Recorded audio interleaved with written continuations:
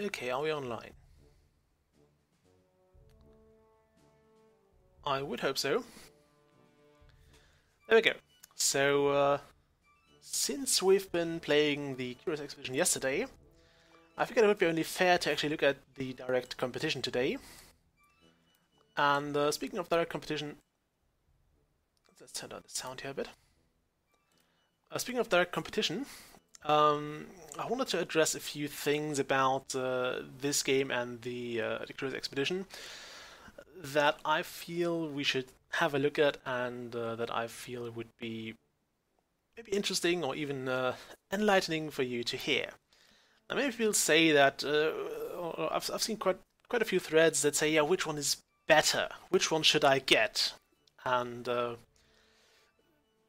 I think that's a fair question to ask to begin with, because it's always whenever you see a new game, it's always a good question: is this worth my time? And in short, I really can't tell you. My personal opinion is get both. Now, both of those are games that are about exploring and have an adventure, but I believe that the tone is vastly different. Now, in the Curious Expedition, you had this, you have this constant sense of threat, this constant danger, and this is very, very blatantly put danger and, well, imminent death that constantly lingers over you like a sword of Damocles. And you're often directly pointed towards it, like it's, we've seen it yesterday. You're told, okay, this guy has eaten that guy, and to make things better, you now have a cannibal in your track. Good luck with that. The renowned explorers aren't that that brutal, yeah. In fact, it's very, very different, and I think that's fine. And we will look at the renowned explorers today. And I will point out the many differences between this and the Curious Expedition, and why I think both games are definitely worth a look. Now, also something I liked about... Actually, no, let's get into it. We'll play a new game here. I've been talking long enough, we already have a viewer. We'll play the adventure mode. There are two modes. This is kind of the easier one, but we want to go hardcore. But no, not that. We will go classic difficulty. Now, select your crew. Yeah, let's ignore that. I know, let's keep it there. As usual, I'll have the chat open, so you can always chime in with your questions and whatever you want. Okay, we need to complete 2 more missions with this character. Now, just for the records, I have played this game quite a lot. I've got quite a few hours of entertainment out of it. But I only won like 1 game. The others were mostly so I unlocked all the characters here, almost all of them. But I've not been able to win the game with like every composition, every party composition, with every crew, every party member. That's just very difficult. And you will find that many of the compositions just won't really make a good crew. Now, in this party composition screen here, we have 3 different things. Or we'll have 3 people we can pick from these guys here. We can pick everybody as a sidekick. This is the captain, kind of the protagonist. Although, and that's something I want to point out to begin with, the game does put you in the narrative is put in a third-person view. And I think that's the first very big difference between this and the Curious Expedition, because it puts you in less of a... it makes it less direct. And I feel it makes your decision less impacting on yourself. Because in the Curious Expedition you have your journal, which says, yeah, okay, I have done this, I have decided, and oh my god, he just didn't get out alive. In this, we won't do that. Everything is third person, and you'll see the tune is quite a different one anyway. Speaking of tune, I'm not sure if the music does or is audible. I turned it down quite a lot because it's usually kind of hard to balance, and it's kind of fun. It's a good music, but I always have trouble balancing my voice with the music, so I decided to turn it way down. I'm seeing a bit of movement in the sound bars there, but it's not too much.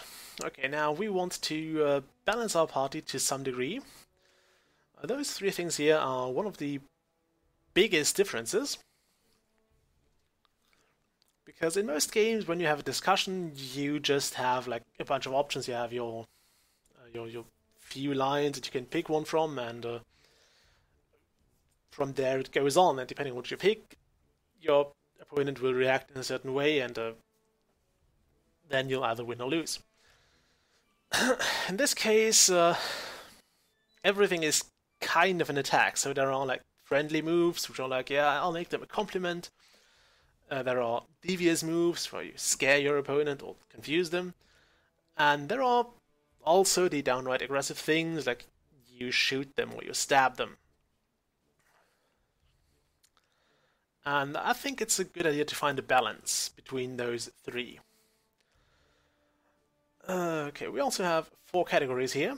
Obviously the fighters are very good at doing the fighting, whereas your scouts are kind of glass cannons, so they're pretty good at most things, but they're kind of glass cannons.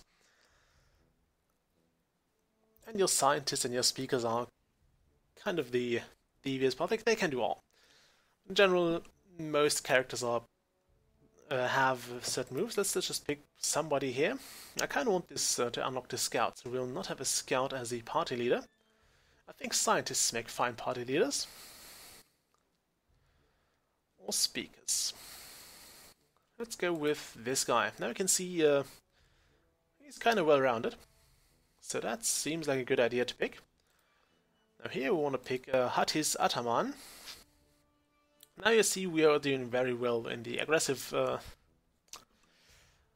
department. If we went, for example, for Pedrinho Pinheiro, we'd be more on the friendly side. But since we kind of want to unlock this, we'll have to go with that. And I would feel somebody else with a more friendly skill set might be handy here. So we'll go with this guy. You'll go with Kwame. You also have a bit of background here, if you want to. So you can read up on the characters and you can see what they're doing here. And this is kind of important. It can heal ally spirit, and that's more of a hitting character.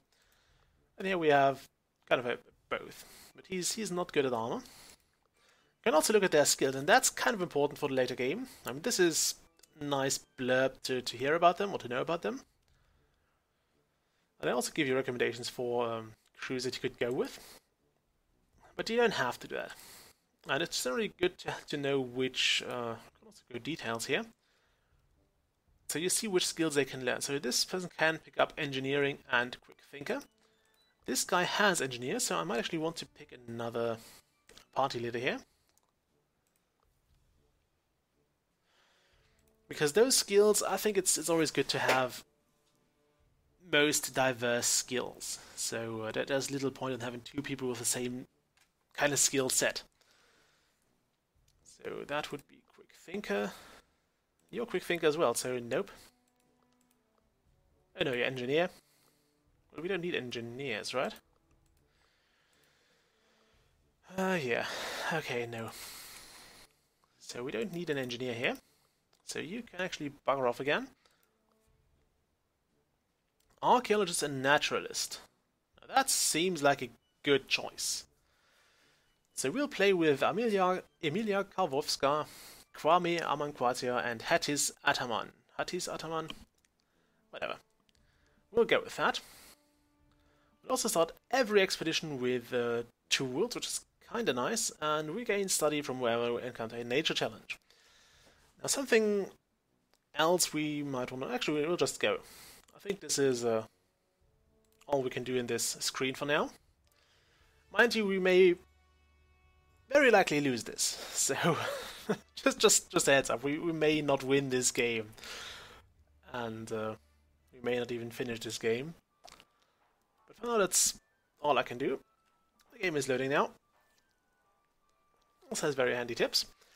And resolve. That's actually one of the two resources we have to manage in this game. So it's a lot different from the Curious Expedition, where you have to manage pretty much mostly your sanity, but you have an inventory to manage, and that's quite a big deal. It's I would compare the Curious Expedition more. Okay, let's quickly get into this. This is it. You just got your Renowned Explorers International Society membership. Didn't they have a shorter name for that? Emilia wants to make a big entrance, finding the burial site of the Saxon kings. Found somewhere on the mainland of Britain, but King Egbert's grave remains a particular mystery. We'll ignore the tutorial and say it's time for adventure. So this is basically our target. We have to get here. And yeah, so this is all the stuff we have to manage. We have resolve, which is kind of your lives. If you lose that, your crew just, well, stays wherever they expeditioned to. So in this case, they would stay in Britain, which I think there are worse things to have happen to you. And this is your supplies. Supplies are consumed every time you move, so and it says here how many supplies this will cost. So getting here would cost us 1 supply, and it also tells you where the next moves would, or how the next moves would cost you. We also have some research, which we can do in town, but now we have nothing unlocked here, so nothing to do here. And we can manage our crew in inventory, which currently is not too great.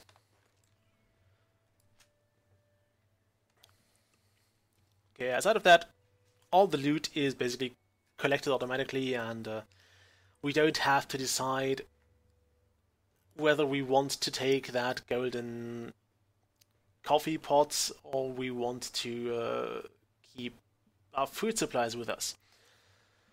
Now, some events can replenish your supplies, but you can't go above your limit, so everything above that will essentially be wasted. And also, you generally see what you will need here, what things you may have happened here. So, for example, here you might want to have an athlete, naturalist, or survivalist, which we may actually have. You have naturalist 1. That's about as good as it gets, so we'll go there, and then probably go there. Okay, on a steep hill, Kwame spots an old bag dangling dangerously from a sharp piece of rock. It seems quite a dangerous climb to reach it. So now we have essentially we have to pick who will have to go get it. And you also see, and that's kind of nice, you see how those chances are calculated, and you see what helps you with those, and also what happens if you fail. Thank you, Steam. So yeah, those chances. And depending on which skills you have, you see athlete and survivalist would give you more chances. Now, obviously, you'll generally want to pick the one with the highest chance. So we'll go with Hattis and hope she won't fail. This is the Adventurer's Wheel. Sounds like a torture device, but it's actually it's like a coin. So Hattis climbs towards the bag, holding onto the steady stones and ridges, skipping and evading sharp rocks. Eventually the bag is reached and safely returns. It seems to be an old money courier's bag, containing some gold and silver coins. Woohoo! So we got to collect. All the stuff you collect is basically put here, and you can see each collect token will give us 10 to 15 gold later on, if we make it to the end of the expedition, that is. Obviously it's over there, so we know where it is, and we will soon know how to get there. For now, let's go here, though. Okay, next to a mountain you see what appears to be a Saxon castle. It looks quite old, but frankly untouched, which may be due to the remote location. We'll explore the castle, there's not too much option there. As you approach the castle, you're certain that it is abandoned. The gates are ajar, and after crossing a small courtyard you reach yet another smaller gate. Okay. The gate leads to the castle entrance. You see all kinds of Saxon decorations. The room is filled with doors, hundreds of doors, 1,000 doors.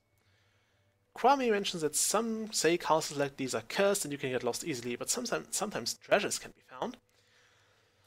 So those are kind of the rooms you get, or the adventures you'll get here, and those generally lead to different treasures at the end.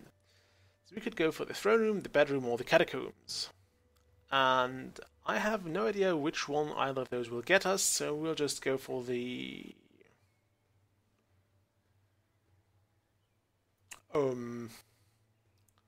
Let's go to his bedrooms, that's where the good stuff is stored, right? There may be many bedrooms in the castle such as this. A good scouting job might improve the odds of finding the king's bedroom, where he kept his toys like a miniature knight. What will you do? So we get a chance to back out of it, but we have a scout, so let's find that bedroom. After finding many uninteresting rooms and a lot of low-key bedrooms, you finally find the hall with the red carpet that might lead to the royal bedroom. Unfortunately, Kwame triggers a trap that slowly closes the entrance ahead. The whole crew needs to get through it in time in order not to get lost. Now you see we have 80% chance, and we can actually use tools here, which would give us a 20% bonus on that. I think 80% are okay. Yeah, let's do that. So the adventurer's wheel, and those fields actually match up the chances. So if there are like if you have a 10% chance and only one of those 10, or then 1 out of 10 fields will be the RE symbol, the others will be skulls. Everyone runs towards the closing door. Hattis arrives first and tries to slow the closing door. Eventually, everybody makes it. Woohoo! There is another door. Well, of course, there's like you saw there. There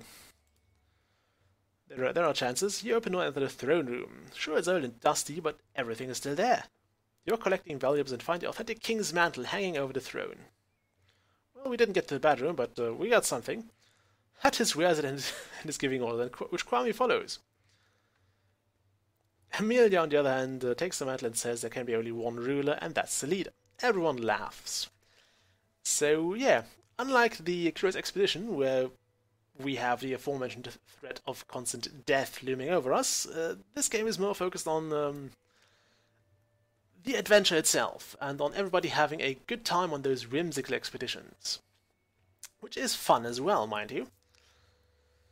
And I think that difference in tone warrants considering those two games vastly different from each other and to each other.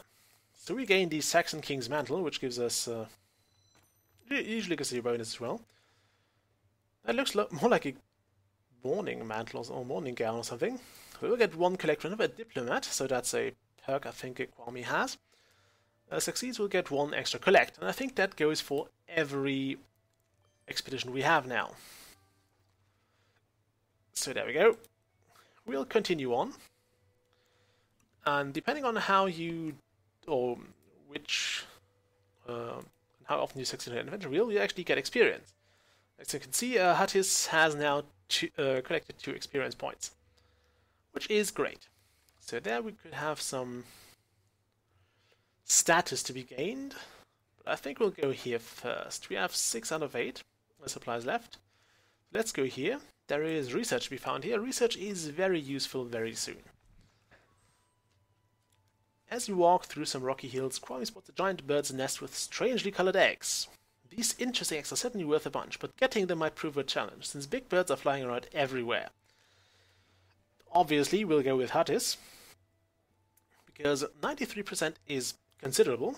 We also still have those tools, which will boost our chance. We can activate those as we go along. Hattis sprints towards the nest. The giant bird sees it happening and dives towards Hattis, who dodges its beak just in time. Hattis snatches the egg and hurries back towards safety. Great. So you can see the adventures here are a lot more verbose and written in a lot more detail.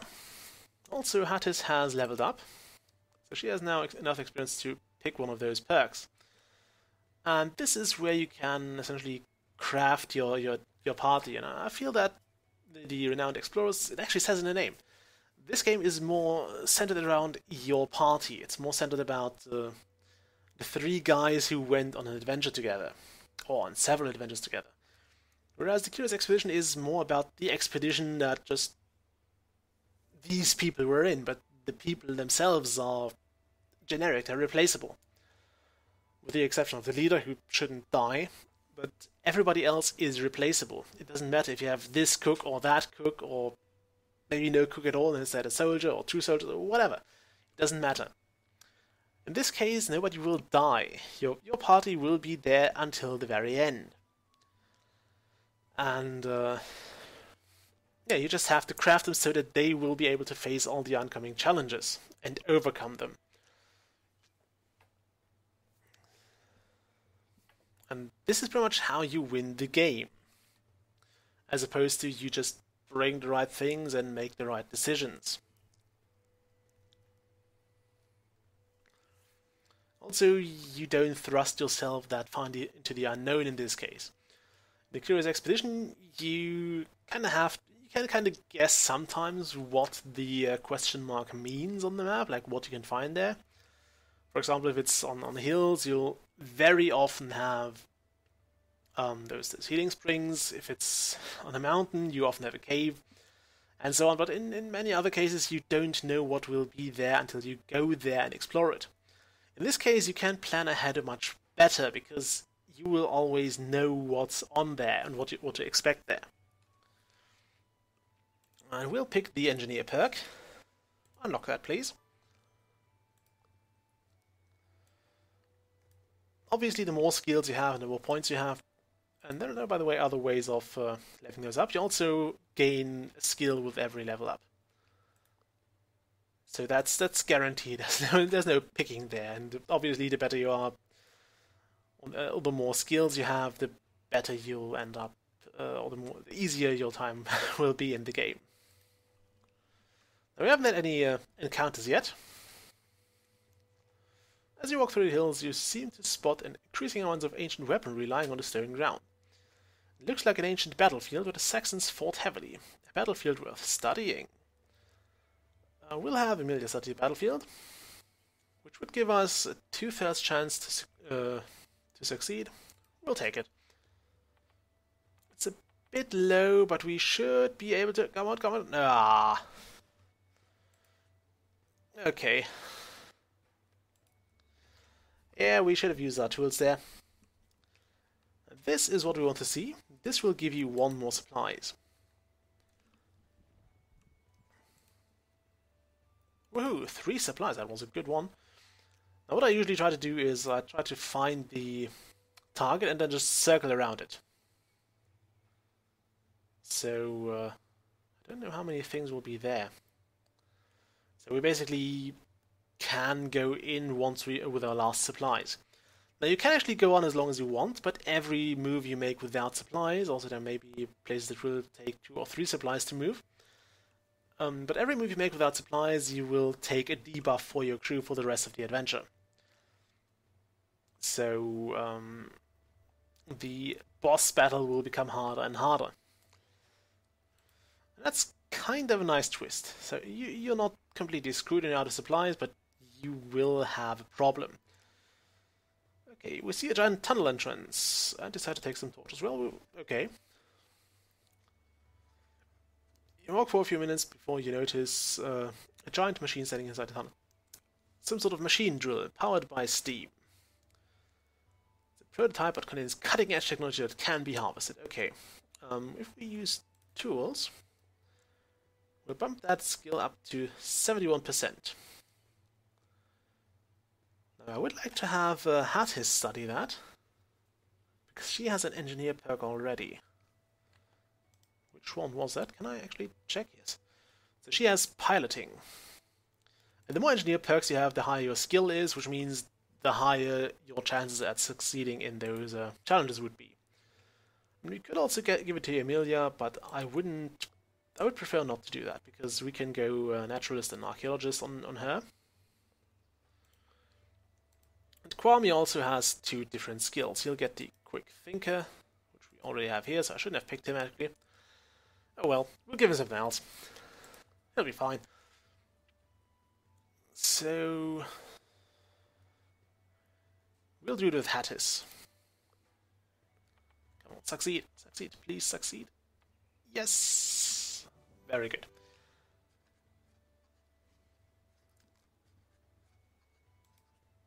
Okay, now we got this perk and we got some study. Woohoo! I will not read all of this stuff anymore because that's probably kind of boring to you. So now you can see we are a level 2 engineer with steam engines. There are plenty of those perks, so we'll not run out of those. But if you, for example, gained a perk during the adventures, you have an easier time leveling up because you know what to pick. And you know what you'll need or not.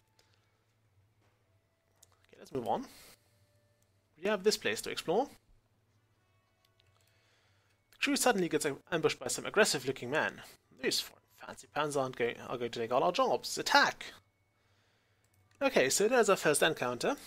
And these are kind of where the focus of the game is. So the encounters are pretty much where you want to go and what you will, what you prepare your crew for. Instead of the exploration bit, but I think the, and I'm going to say this in quotation marks, combat system is very, very intricate and has a lot of things. So there is your solutions. You have the friendly, devious, and aggressive option, which essentially means how you do this encounter. You have those little. Actually, it's a pentagon-based grid, which is weird now that I see it. Although some of those are hexagonal as well, because you probably can't really fill an area with pentagons, I believe. Might be difficult. I'm not sure if they were a platonic body or not. Even then, you have a big area to fill. Now, those yellow bits here are actually very, very useful because those are the places where we'll regain our health, our spirit, which is essentially a health bar. Okay, now those are the solutions here. Those are the mood, and those kind of keep track of how you solved this encounter so far. So which moves you used and what you did. Now you can, and sometimes those will have extra things. So in this case, if we do this aggressively, we will get something extra. If we do it in the other way, we won't. No, do that, undo that. You can always undo your move unless you attack. That's permanent. You can't undo that. Then you have the mood here with this little rock, scissors, paper thing, which basically tells you that if they are peaceful, you will have an advantage if you're aggressive. If they are aggressive, you have an advantage if you go devious. And if they go devious, you will be better off if you're friendly. If you have, like, if you're aggressive and no, if they're aggressive and you're friendly, you will get a debuff.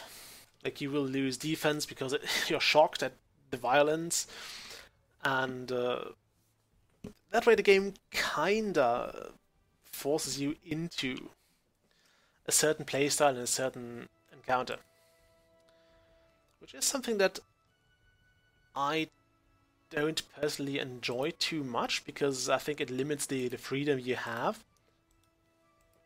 Also, you'll always want to stand in there. No, you want to go there. Undo that. Be there. Now you want to whack this guy. We'll play this aggressive. If the game says play it aggressive, we'll play it aggressive. So now we basically devious abilities would now gain 25% power, which is essentially their attack. However, we want to can we piercing shot both of those? No. So we'll just attack. Obviously, attacking is an offense. You can also have several other moods here. Those are expressed by those faces.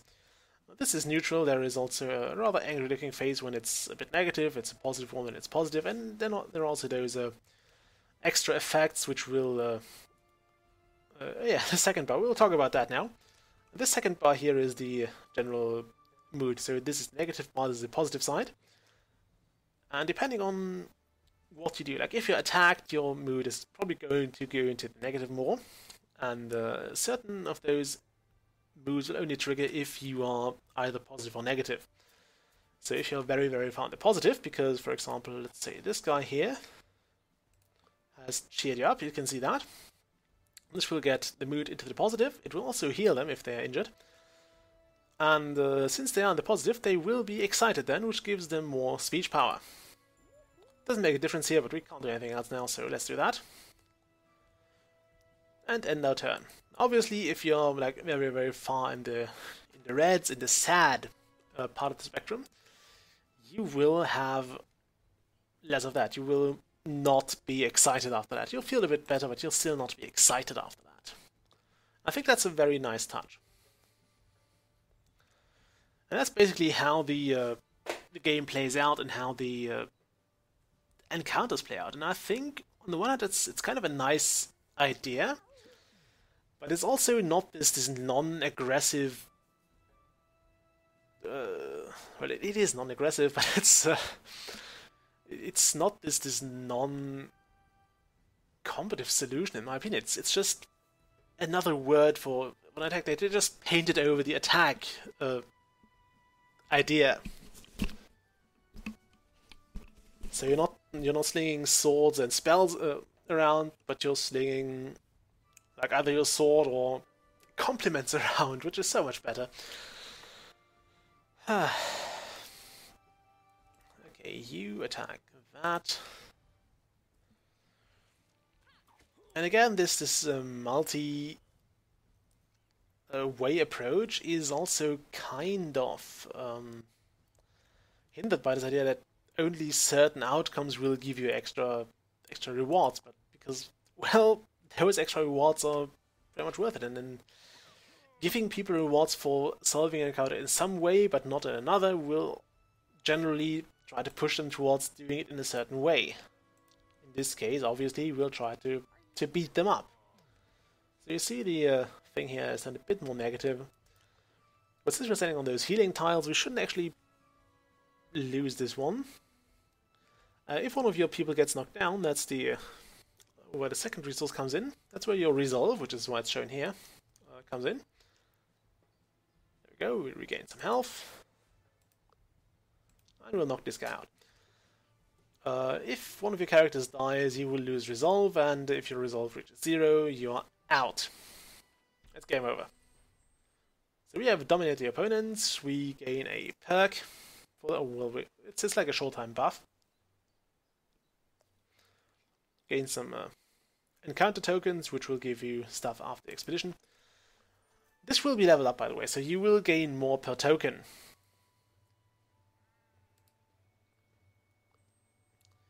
Add some study, and we gained another level up. Ideally, we want to level up everybody before we actually go into the central part, because every mission has a boss fight. Every expedition, rather. Not mission, it's an expedition.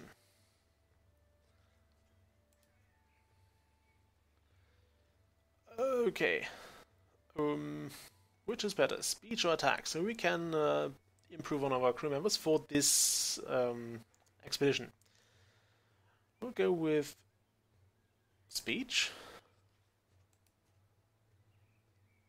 And yeah, only on this place speech will be better, so we'll give it to Kwame. Okay. So we'll go 1. We'll be out of supplies. Let's go. And there's another rank 1 encounter. This time I think we'll want to have it more friendly. Also, something that's kind of nice is that in many cases you will end up with certain places that will require to be visited in a certain order. So you'll want to, for example, have a quest item from one place and then carry it to another place on that same map. Or you'll find a key and then you'll find a locked door in another place on that same expedition, and you kind of have to go there. And it's kind of difficult because going back across half the map is generally not a good idea. Well, it's generally very difficult to do because you will have to... Actually, no, undo that. No, stay there. Because you will have to go and also use speech now, so we want to be excited. Because you have to use like a crap load of your supplies in order to get there and back. Okay, we'll excite the sheep, and this will knock it straight out. Although it will of course not be knocked out, it will be so happy for us. It's excited about our cause and stops resisting. Whoa! Okay, and you... Ah, that's a melee thing. Okay, you know what? Encourage this guy.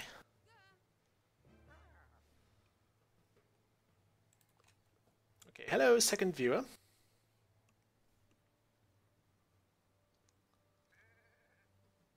The sheep fumbled. I don't know how a sheep can fumble, but it did.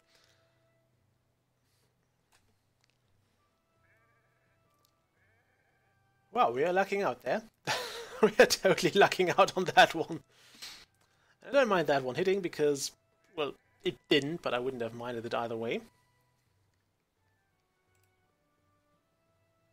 Okay, let's excite another sheep out of the way. Woohoo! Be happy! Obviously, the way to get somebody out of a certain mood would be to attack them or basically put them into the other direction. Also, this here. This blurb often, especially in the case of bosses, tells you, for example, a certain mood that they're very, very vulnerable to. So, for example, this guy can't handle compliments, so he'll be very awkward, so that puts them... It would give you an advantage to give them a compliment, to make them, like, impressed or so. We'll probably have that very, very soon. Okay, you do that. And again, I think that's a kind of cool idea, but they could have maybe done a bit more with it.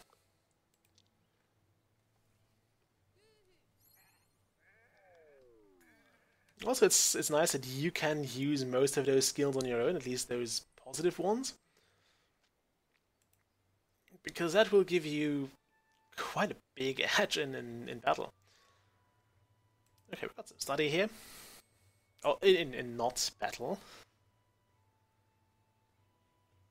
Yeah, we'll have to lose those 1 supplies, because I don't want to take that debuff. Ooh, also, Kwame has leveled up. Let's give him another diplomat perk. There we go. He'll be such a great speaker. And now off we go to the burial site, which I will read to you now. The burial site of Saxon King must be somewhere around. Once you get there, this expedition will come to an end. So you're still being given a chance to back out, if you want to, but we don't want to, so we are onwards. The crew searches through the hills and quickly finds what they're looking for, the Saxon burial site. It's not exactly hidden, you know. One of the tombs is of King Egbert, a particularly mysterious figure.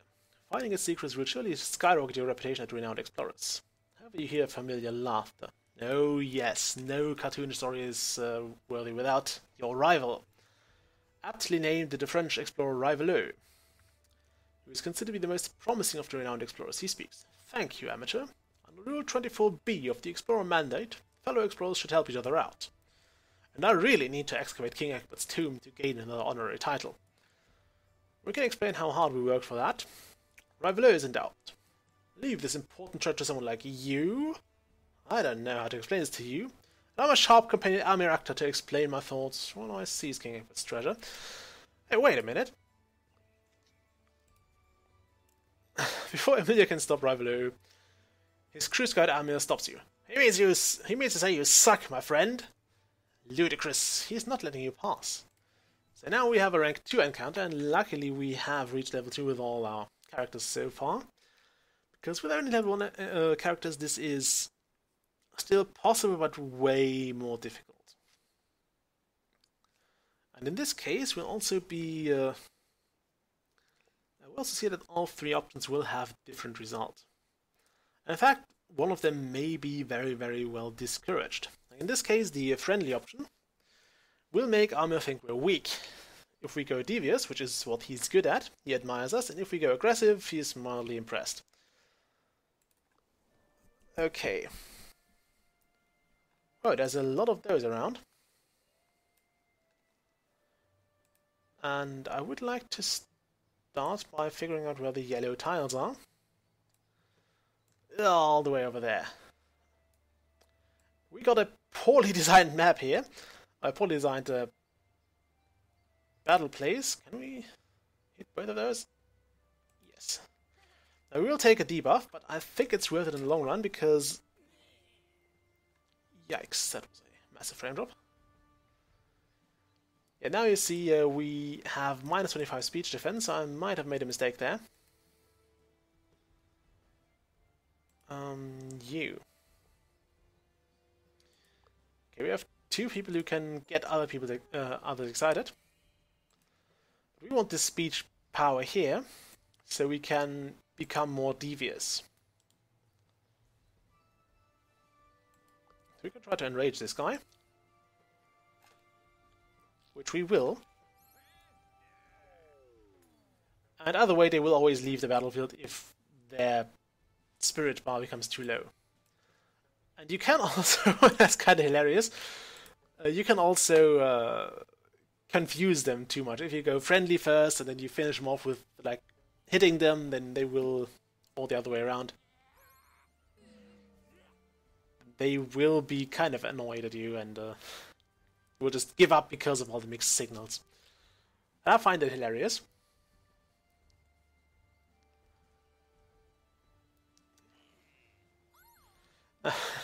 Just a word on those sidekicks there, those minions. They will behave differently depending on how the or which of the rivalers sidekicks you draw. Okay, can we? I think it would be a good idea to enrage this guy as well.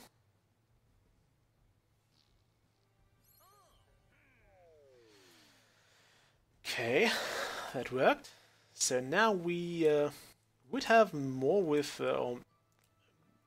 we would be better off with friendly skills. I think we want to cheer for that. So this character is back to full speed, back to full health or spirit. I would like to see how far those can move.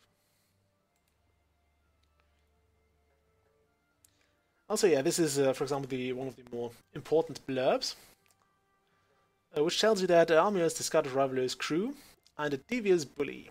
You can destroy the confidence of a saddened person, but doing so lowers his grit. And there's their grit, which is the chance of dodging attacks and ignoring speeches. Very useful to have, especially for scouts. But we want to sadden him. Well, we have tried it, but it failed. They also have a resistance to that, but it shows somewhere here. Oh, here, yeah. This guy has a comfort weakness. So if we have something that gives him confidence, then he would take extra damage from that. He has no immunities also. But this is often worth paying attention to that because it tells you what to use and what maybe to steer away from. So, yeah, it's a bit like Pokemon, if you will. And you know I had to do that. Oh, there you see, he just lost some grit. And we seem to be out of range of those guys.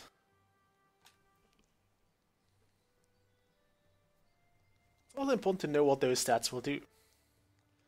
So, Saddens reduces the damage from speech attacks based on their emotion type. Oh no, that's not quite what we wanted to. I was kind of hoping that we see the description of saddened here, but we won't, so we'll instead enrage him, which is kind of useless because it doesn't give them weakness against speech. It will give them weakness against physical attacks, and we'll try to avoid using those. So we'll just keep enraging him. Or will we? Yeah, we will. And we can, for the most part, ignore the other guys. We can ignore the... We almost have it. We almost have him. You only have to focus on this guy, and we just defeated him. He's saddened beyond words and just wants to be alone. But he admires us. We got some stuff out of that. And there we go. Amir's tone suddenly changes. You, my friend, are pretty sharp. I must honor you with some coin and this checklist. It describes treasures my boss wants to find. If you beat us to getting one, I guess you deserve it, my friend. He leaves to follow Rivaloo, who has already plundered King Egbert's tomb. Well, great. We got some gold in a checklist. Okay, the crew quickly turns to the mysterious checklist you got from the encounter. It seems to be some sort of agenda or scheme. Ooh, what's there? Treasure still to grab. The one hidden in the tomb of the Forgotten King, the one treasure held by the locals, or the one to cache in the dangerous cliffs. Due date today. Yeah, it seems like he was going to nab some more treasures. We'll get I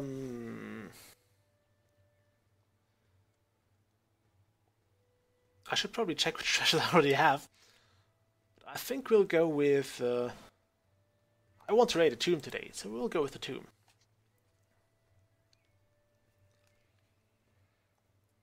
Okay, we could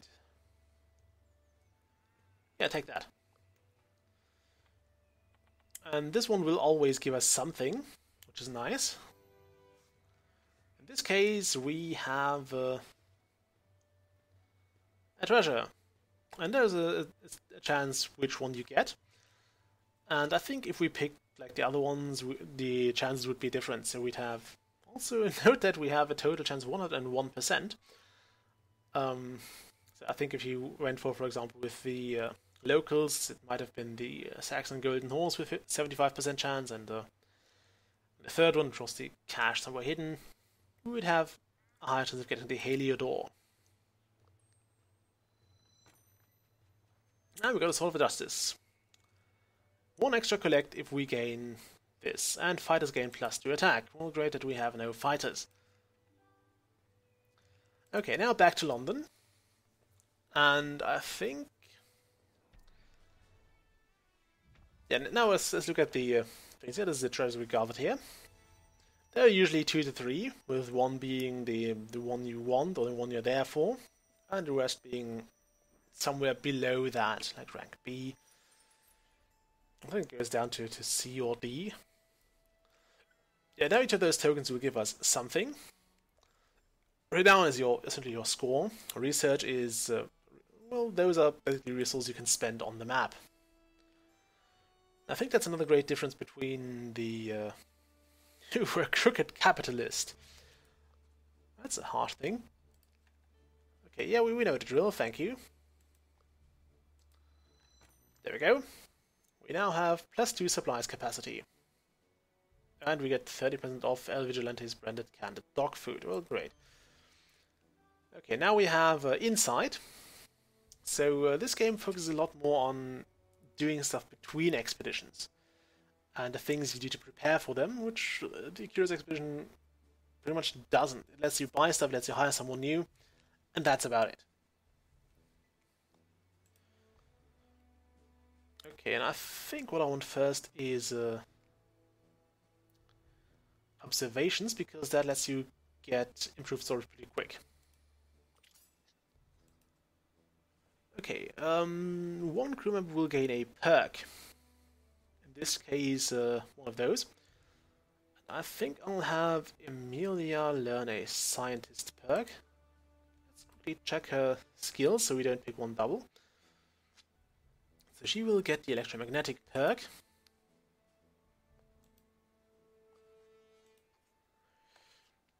Yeah, go with a naturalist perk. And let's go with geology. It's always nice to have. Woohoo, we now gained that. Now we can spend our research on this. So we'll go with this here, which gives us a student and some insight. We'll then go with this here. Or with this, I don't know. We'll go with this. Then 35 research for that, or for that. We'll go with this because this gives us 2 more supplies capacity. And the longer you can explore, the better. If you finish this skill tree completely, and you'll also get another bonus. Okay, now back to the map. We have a few things where we can spend insight. In this case, I think I'll go to the Berlin University. And depending on which character does it, like depending on their class and their skills, you will gain a certain amount of reward for that. And something I should have done before that is I should have gone to the entourage, which you hire with your status. And there are specialists which will also give you certain abilities, and for example here, you can pretty much pick which outcome they will give you, or which basically which stuff you gain from certain encounters, and you will also gain more perks from them. You can upgrade those, like here, for some more status, which will get you more things and more options. So you'll get some more helpers and some more specialists. We can't afford any helpers though, so we'll go with the student, because those give me more research per token. So now I will, well, you have a chance of getting more research per token. So let's do this now. I would like to have at least one more of those. There we go. So now we can go back in here and get another 2 study from that, which is something I want to have as soon as possible. I think if we had picked Agatha von Brunswick, we would gain another extra token here. So that's a really quick way to get some research. We are raking it in here.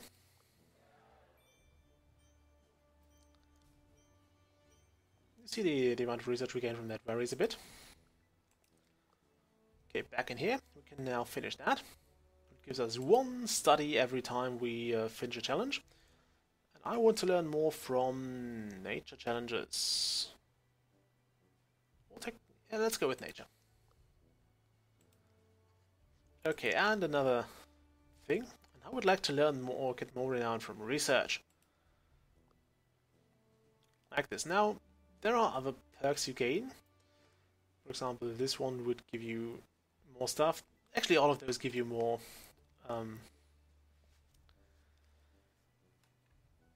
more supplies, or more capacity. This is also kind of nice. And what I also like is how the game tells you what you want to, or what this tech tree kind of gives you.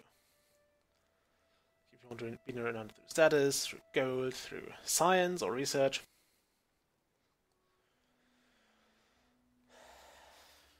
And it's kind of nice. And obviously, we still have gold. We've spent most of our status. We probably can't afford anything else. We have more insight, which we could spend on campaigning, which would give us some more tokens. We don't have anyone particularly well suited for that. Or we could go to London and basically make money, which seems like a decent idea, although I am more tempted for the research, because we gain 5 research tokens out of it. I think, yeah, let's get some more gold. And now let's equip. We only have 1 equipment shop right now. And here we can get the following items. There we go. So there are 3 categories. Trinkets, which go in here. Then there is the offense stuff, which is over here. And this depends on what you go on. There. It depends on what you want to, what your class is. For example, the scout is more of a fighter character. So he has the gloves. The others are more of the speechy types, so they will get books, and they will get better books. In fact, we'll want to upgrade this at least once, which gives access to good books. And also you have your defense stuff, which is your mementos, which gives you speech defense, and your armors, which gives you actual defense, and then you have boots, which give you grit, and some other defense. And then there are the trinkets, which are one way of gaining perks. So for example, if I wanted to have this person as a better archaeologist, I would look up for something that, for example, this here would give me excavation perk. We don't have that yet. We actually forewent this, so we could get this perk later on by buying dust, trowel and broom. However, we'd have to buy the shop to level 4, which I don't think we will. I think we'll instead upgrade our stuff first. You can also buy your stuff back. I think I want to... Actually, we could try to do it without wands, and instead buy some more things here. Now, you are what? Quick thinker engineer. You can have actually... I haven't found a limit yet to how many skills you can have here, although I think it's better to have... to be good in as many skills as you can, as opposed to having as many skills as possible with only 1 point in them. Okay, so deployment languages. What do you have?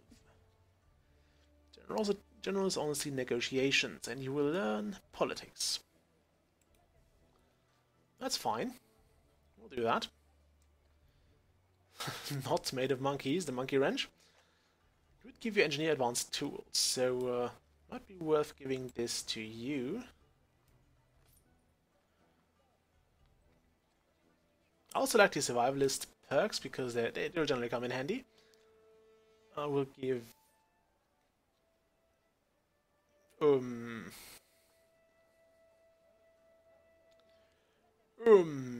yeah. Also know that those later artifacts have better bonuses, like to give you a perk and have some additional effects, like strike fear in the hearts of dust and sand. Yeah, some of those have some pretty good puns on them as well, so that's something to look out for.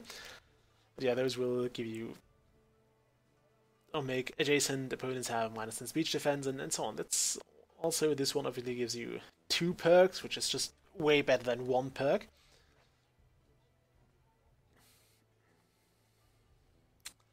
So yeah, it's totally worth it. And I kind of want to buy some... I think I'll go with some protection now. So we'll buy good boots for the scout. And we'll sell that for whopping 7 coins, but we will still sell it. There's no point in holding on to that. It's the old stuff, you know. I want to get rid of that. And we have exactly 50 money left, so we'll go with a... gives us 10. That gives, yeah, it's still 10 times better than that, so we'll take it. Sell that, and sorry Kwame, but you won't get anything. Okay, we have 4 more expeditions left. So let's do this. We have a party that's pretty decent at being friendly. And let's go for the Mali Mystery. I think it's also one of the free DLCs. There are 2 out there right now, the Emperor's Challenge and More to Explore. I would like to look into both of those at some point, but I just didn't get around to buying them. Okay, here we could get plenty of Rogue, Athlete and Beguiler challenges, which aren't exactly what we can do. They are not exactly our forte, because we have neither Rogue, Athletes nor Beguilers. So let's actually not go there. We could go to the Hungarian fort. This is the one we've already been. It would be Technician, Archaeologist, and Quick Thinker and Diplomat challenges, which would be actually something we have. Or we could go to the Caribbean island, which is Nature and Technique challenges. And it would require a bit more of an aggressive look at things.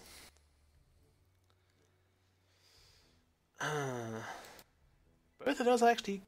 I know this is a great place to explore because there's a lot of stuff there. This one would fit well with our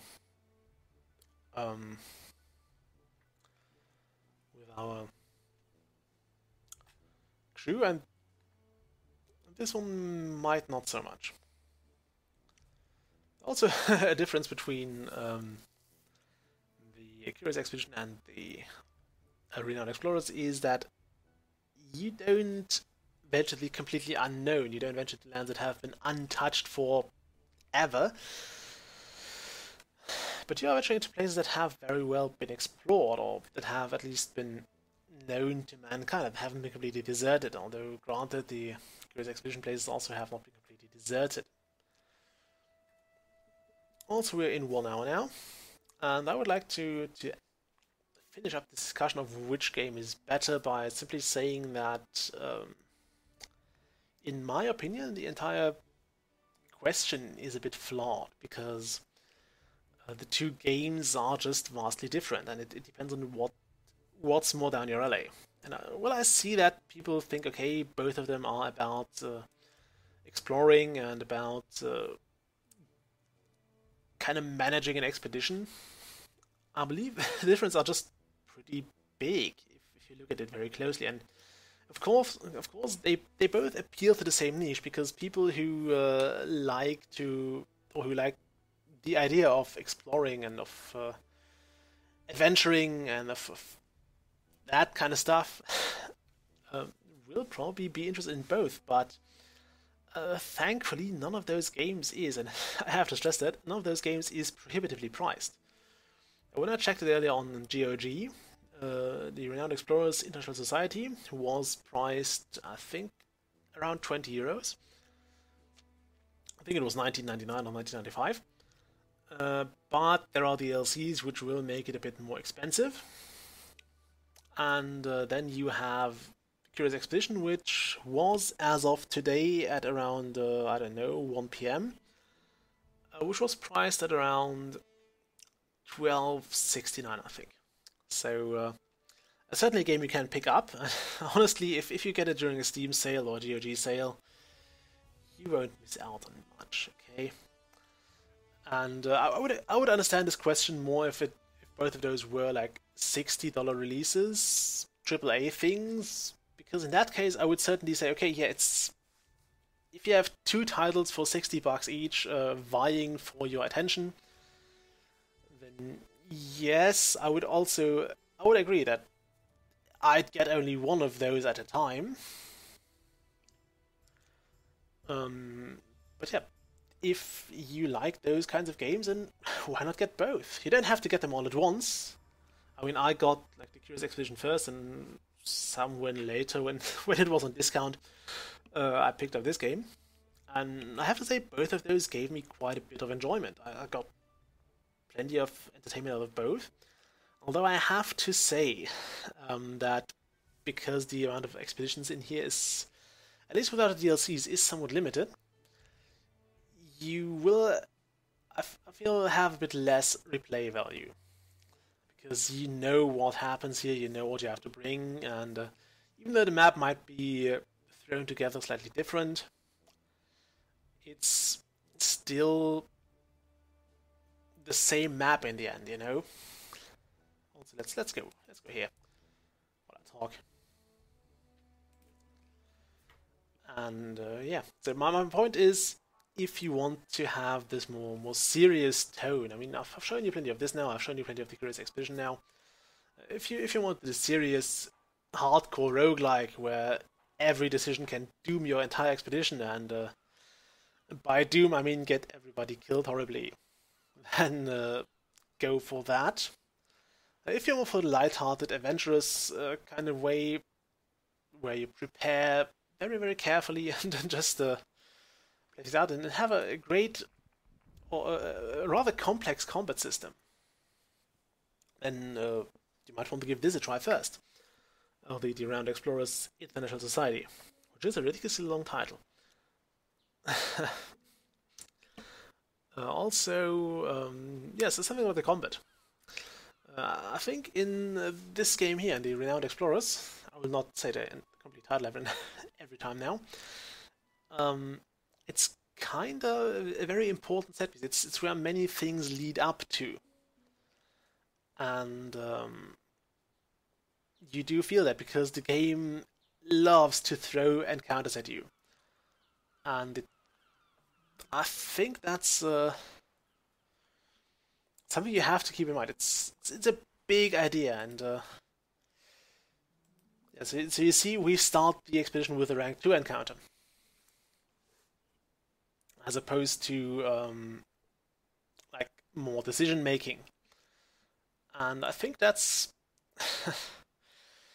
um, I think it appeals to a bit of a different audience. So you'll have to like that a lot if you want to get into the Renowned Explorers. Whereas in the Curious Expedition, battles aren't that much of a central component. They're just one set piece among others, and it's an approach I can certainly get behind, and I do appreciate as well. Can we piercing shot both? Yes. And yeah, so again, should you get one or the other, my advice is get both. And look which you like better. I mean, you can also get refunds now, so why not try both? And I think I have provided the links to this in the description. If not, I will do so after the video. I mean, I don't think many people will leave a live stream to buy a game out of the blue. But yeah, that's just my take on this entire competition thing. And I think it's really difficult to say, yeah, this one's better, this one's worse, you should get this one over the other. Just get both.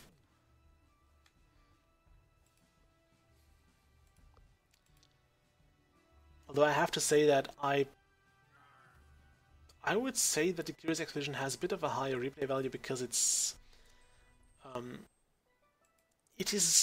has more random generations.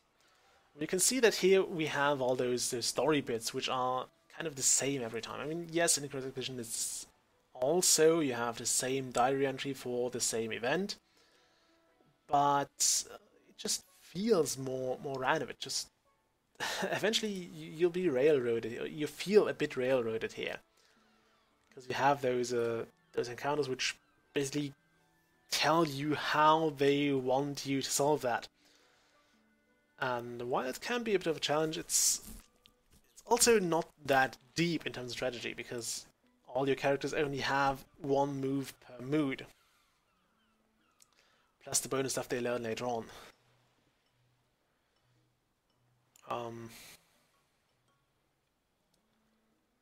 We'll get that, I guess.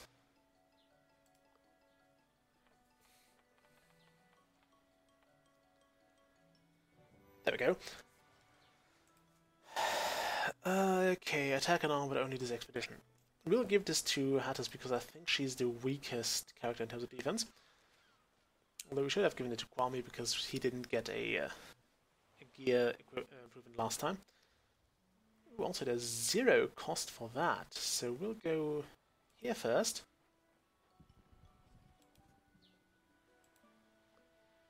And then in here. Which was also nothing of interest. Well, great. Okay, where was I? What was I before I got into this? Right. Yeah, but since this is all the same, and you only have like a certain pool of things you will see. So I think down here, yeah, that's the treasure place we want to go. Because you only have a limited pool of set pieces. Like you always have this village here, and even though the game is procedurally generated to a degree, those maps won't greatly differ that much. So you will always have the same thing on the same map, just ordered a bit differently.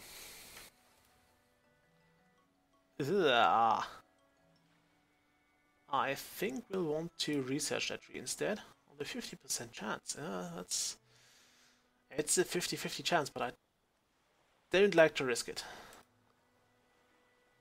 We'll just study the tree. There would be some research over there, but we'd have to waste one supply because we'd have to go back and forth. But it's research.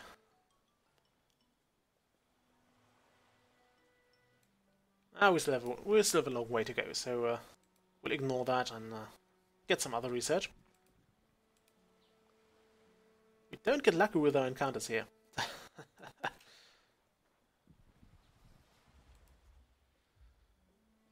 Ooh, 100% chance, we'll take that. It's kind of nice that you actually don't have to do the entire wheel thing when you have 100% anyway. They will if you have 99%, which is rare, but wow, we can even... Yeah, we continue.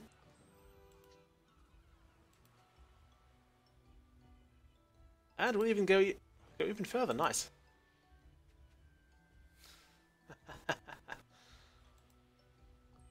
And more stuff. We just got a whole lot of research there. And this, I think I know what this is. This is an epic encounter, and there's only one epic encounter on this map.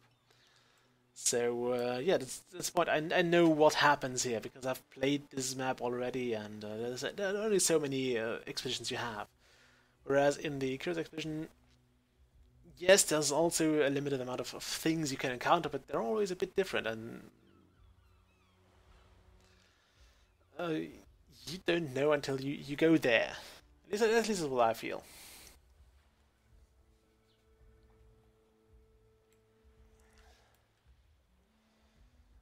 But yeah, it's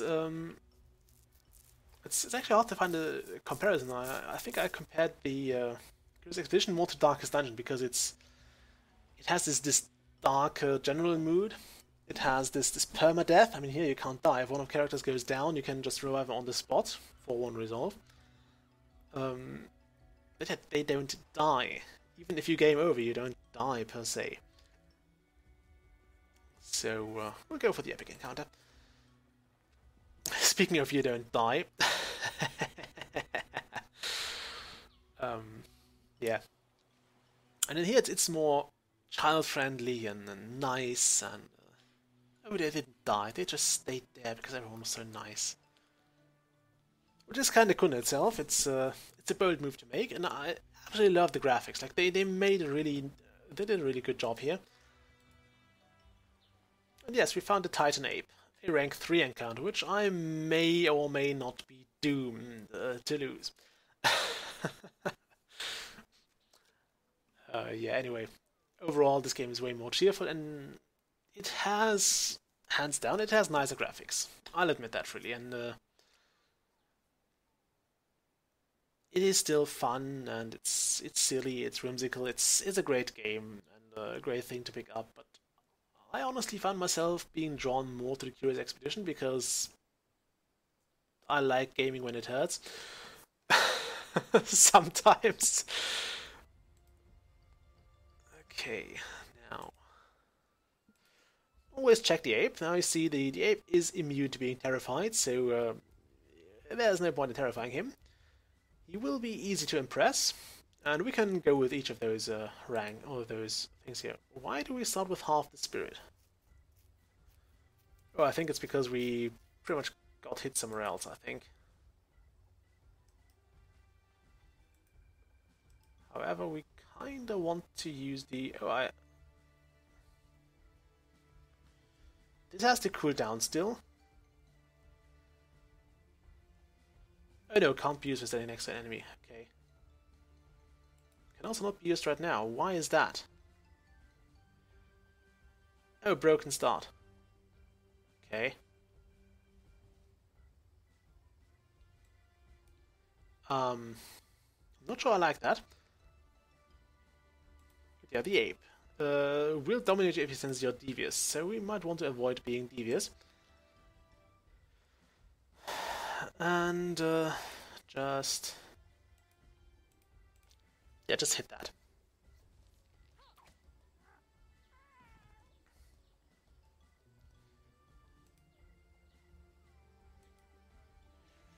We should avoid being friendly now, because that's what it really likes us to do. We'll probably start off with cheering up on this here. So we get our spirit back up. Okay, Amelia, what can you do? You can excite things and you can enrage things. Let's actually enrage the monkey. This will reduce his armor, so we can hit him harder now. Okay, anyone else left to move? No. There's not too much point in taking out the little monkeys, because they will...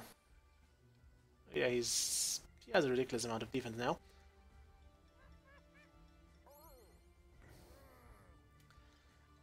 And that's the downside. He will now have an edge when he uses the devious abilities on us. And we are enraged, so the monkey will do a lot of damage to us. Or the Titan ape.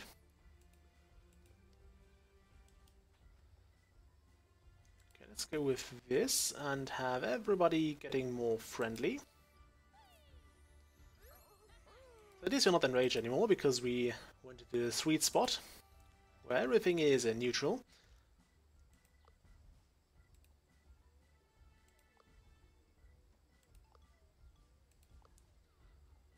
Let's get this guy out of here.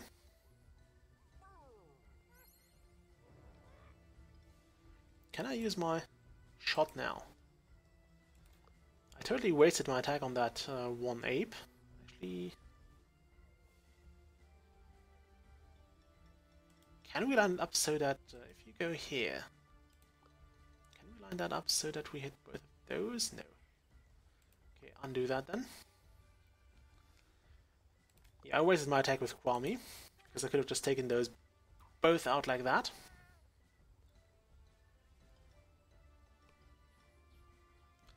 I also note that those have different outcomes here, so we can either befriend the Titan Ape, we can subdue him, or we can subdue him. So that's why the friendly outcome does have its merit. Yikes, that hurt. Not too bad though. And yeah, he just keeps spawning new monkeys, so we kind of want to focus on him now. We'd gain more gold from subduing him completely though, so that might be worth a shot. Can't sadden him really. If I enrage him. Oh, he's pretty hard to enrage now. If we hit him first, that won't knock him down too far. I have to be careful here because I don't want to go devious on him.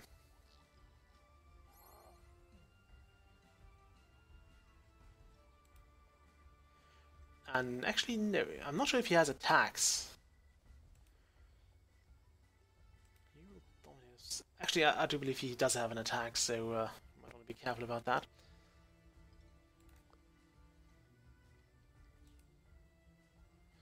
Also, if you use a non-healing ability to heal, then it's like half strength, so you can't heal your own guys as far as you can damage the opponent.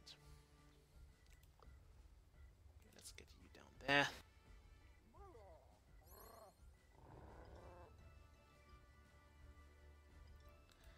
Still not devious. Still not devious. Could encourage you.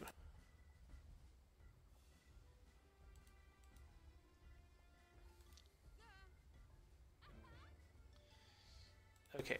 Now, somebody who is encouraged will try to, or will hit harder because he's like physically strong. He believes in himself. Yikes. Okay, yep, he definitely has attacks. So we don't want to be friendly. I would like to shift the mood towards devious, but I don't think we can pull that off.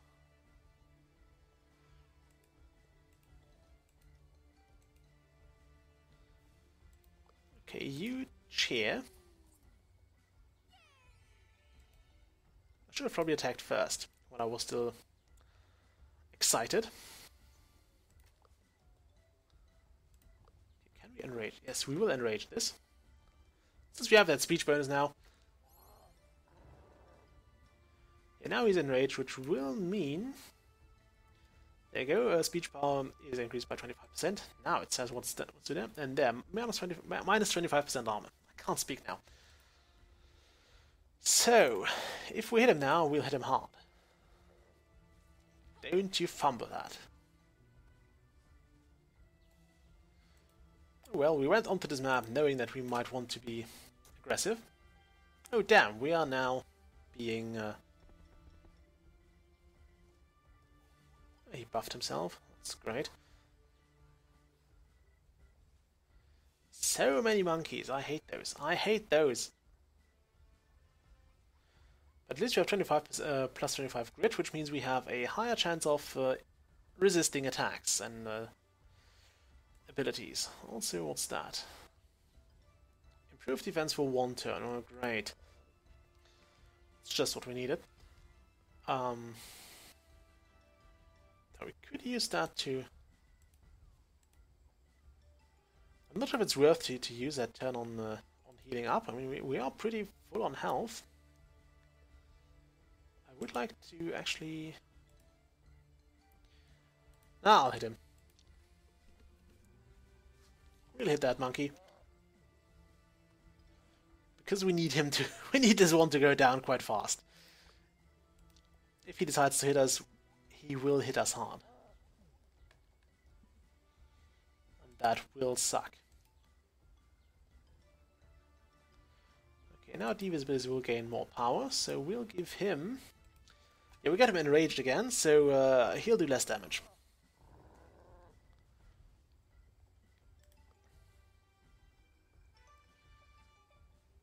Okay, those monkeys will be in range of attack now. Yikes, that hurt.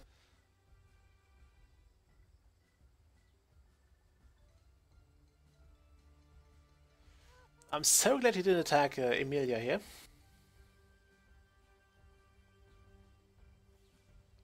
Because that would have knocked out.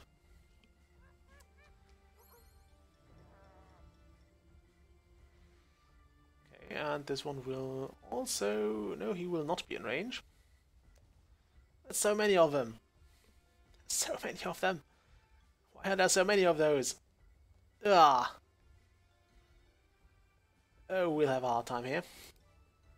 As I said, I might not have wanted to do that. I believe now is a good time to heal up.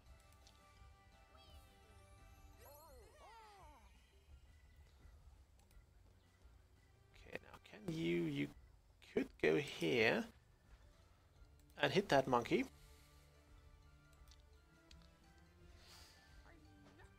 There we go, you could not hit that monkey. You don't have to if you don't want to. Maybe we'll crit. The damage you actually do will differ to a degree, so there is a chance that you will, even though it didn't show you, like completely knock him out, that you will still knock him out. But you shouldn't put your money on that. It's a chance, nothing else. Yeah, unless we go down now, I would prefer not to lose any crew members here. Or any resolve, rather. But unless we manage to go down here... Don't you dare going down.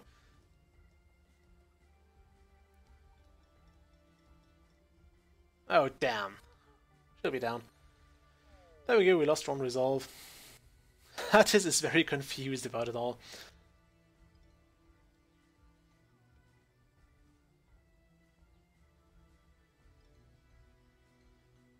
Okay. Now we'll want to revive Hattis again. But I want to check if we... There we go, we subdued him. So there was no need to revive Hattis.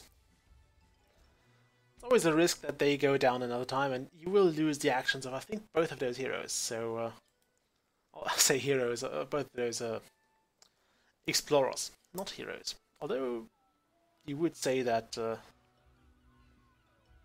now we got the Titan Ape, which I think is a bit of a sad outcome. So we captured the Titan Ape, and even though she went down against the ape, Hattis has still leveled up. She only has one... No, we have to pick that one here. So we'd get an extra trinket slot, which is nice to have, and we would gain focus. Okay, we can go this or this. I think we'll go with whenever Hatter succeeds, we'll get more money.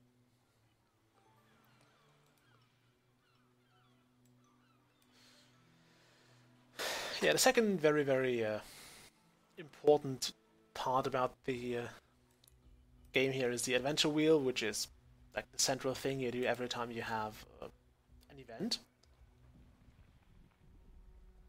Ooh, a lighthouse. That looks special.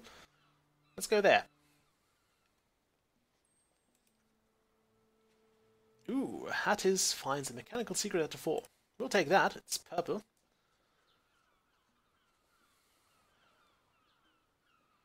A tunnel full of occult items. That's weird, to say the least. What do we gain? Secrets. Secrets are like extra good research tokens. And we'll still go to that lighthouse because I want to know what's there. Poorly made but functional. Well, great. Also has cannons. And some smugglers. Let's take a look. What could possibly go wrong?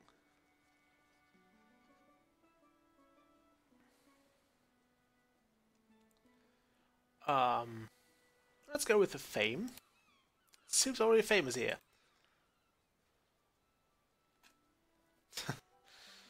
And here we go with the difference in tune again. Your crew has a good laugh about being notorious on an island of outlaws.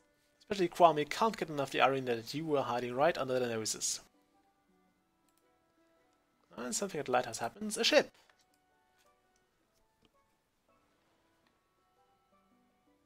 Okay, we could... Yeah, now it's the time to... We'd lose resolve for that. That's not a thing that we should do. But we have a good engineer, so we should pick someone to design a raft. Obviously we'll go with Hattis, which will give us one more study, I think. It's of top quality, of course it is. And we'll reach the ship, we'll board the ship. And Kwame climbs in. The guy is 63.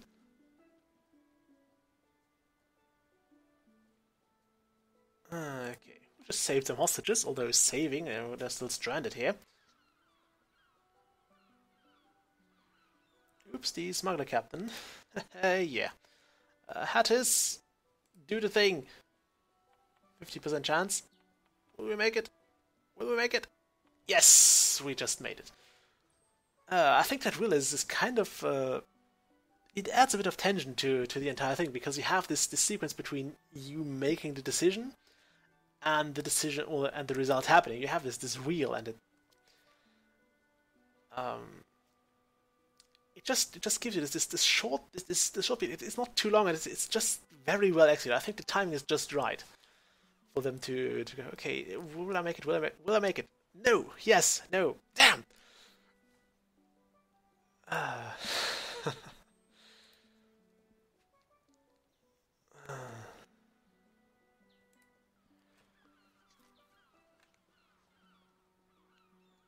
Okay, now...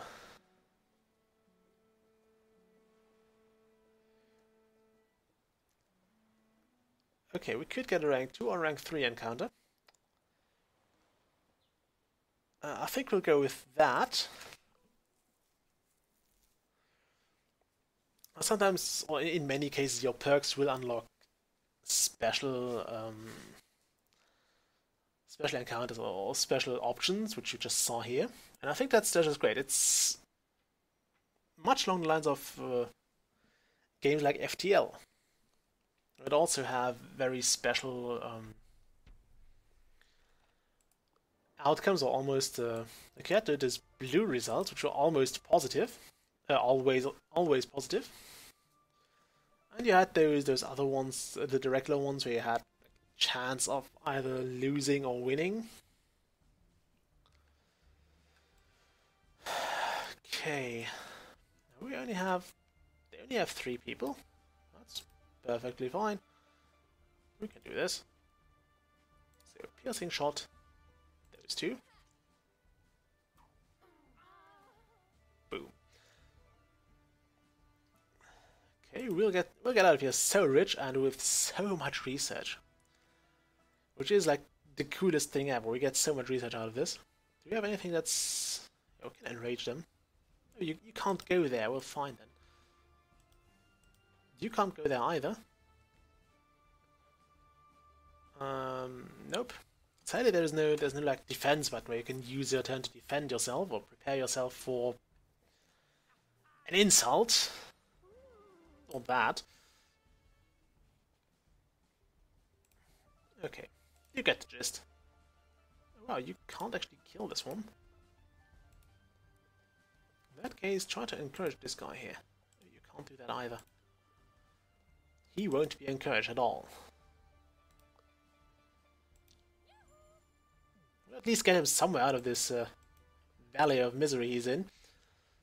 Yeah, minus attack power is not quite what we want. We want to get him encouraged. Like this.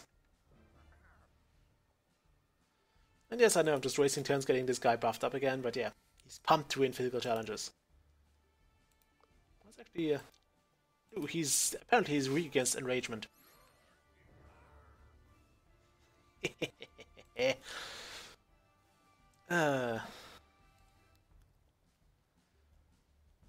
Yeah, easily enraged. So we can totally get him now. Yikes. Luckily he hit the guy who's standing on this regeneration patch. So that's not too much to worry about. Yeah, snipe him, or his foot. She was clearly aiming at his foot.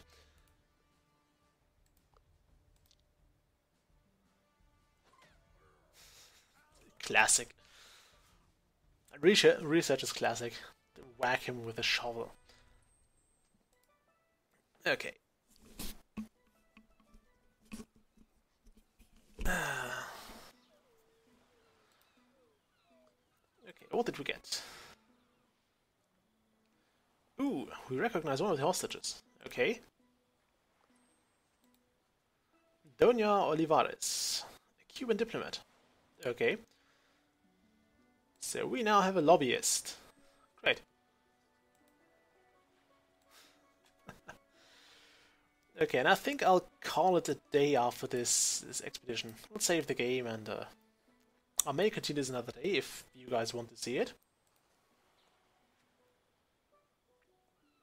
Okay, now there's a chance that we'll actually get extra supplies here. I think we'll have hatters do it. I wish we still had those tools, but somebody had to use those earlier. Go on, go on, don't. Ah! Oh well, we failed.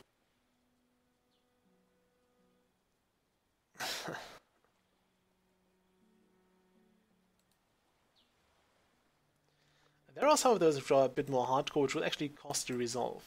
So that's a bit more risk, but overall, you see we didn't die. If this were the Curious Expedition, we'd probably never see Hatters again. Because she'd fall into a pit of snakes and lions and maybe other things as well. Ugh, gunshots. Just a random combat encounter. At least that gives us another collect token, which is going to prove useful, but I'm kind of excited to see how much research we get out of this. Because that's... yeah, it's going to get us a lot of research and we'll hopefully be able to get most of our way into or even through another specialization field here. Also, yeah, this encounter quite clearly wants to be resolved aggressive. I think we'll put those guys here. Two of those has a better attack. You have 17, you have 22, so you go there and you go there. I want you to encourage that one. Actually, no, you can focus. It gives you more attack and speed run to the end of next turn. Sounds good. Focus then. Whatever you did with your bow there, do it. If you have to, do it. You will excite Kwame. And you will, in turn, I guess, excite... yeah, just excite them. Get them all positive and riled up.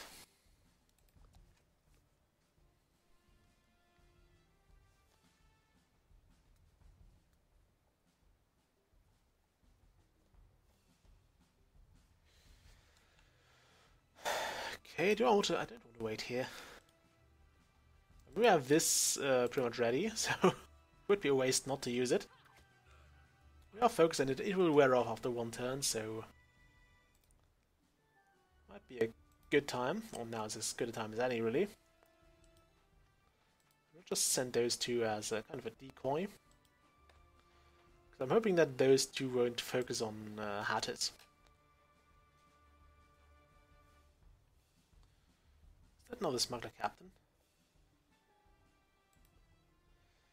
No, it's just another smuggler, and they're easily enraged. Oh, great. Shoot them! They don't seem to be good at ranged combat, so we can just wait here, actually. Yeah, let's just wait here. You will have to come to us. Which is obviously not going to help him too much.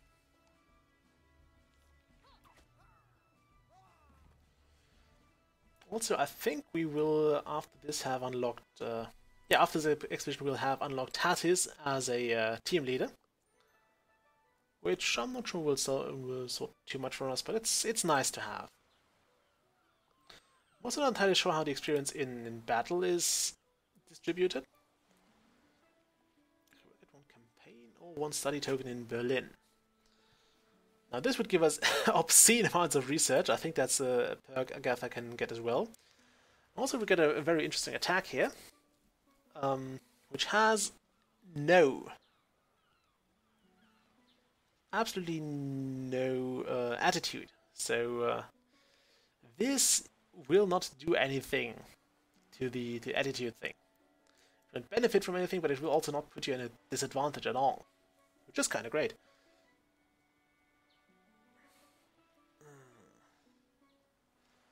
And it will greatly debuff the opponent, which is also very, very nice. And it will even remove 1 point of attitude, so the game revolves a lot around balancing and maintaining the attitude you need or you benefit from the most in this situation. I mean, this is also kind of nice. But one more study token in Berlin, that's a lot. Then again, we'll get better places, so we'll go with that. More campaign means more status, and more status means more people to hire. Okay, in we go. In we go. We could have got some more stuff, but there is the Waterfall Rock. The treasure hidden by the notorious pirate Captain Roche. The Kwame is still at level 2, which kinda sucks, but we can't help it. Onwards we go. Okay. Yeah. I think I don't want to risk that. We'll not set up camp. We'll go with the study, because why the hell not? And we found Roche's hidden treasure. And the smuggler boss. Ah, Hatches, do the thing!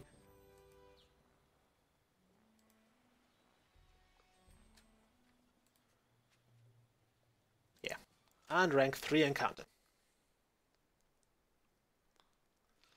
If we win this, we'll be filthy rich already. But we'll of course still keep adventuring because we have a rival to beat. Or a rivalo in this case.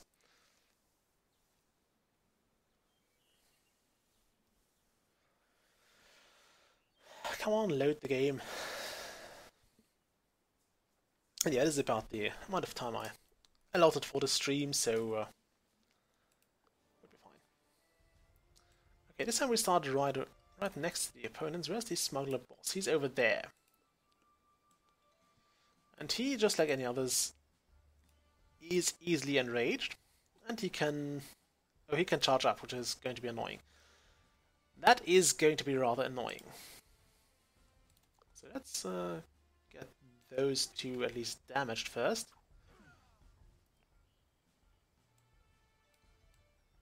Okay, can we? Yeah, we can now. Okay, where are they? There's one and there's two. Ah. was hoping for 3 healing tiles next to each other, but since we can't have that, we will not have those. Enrage him, or him.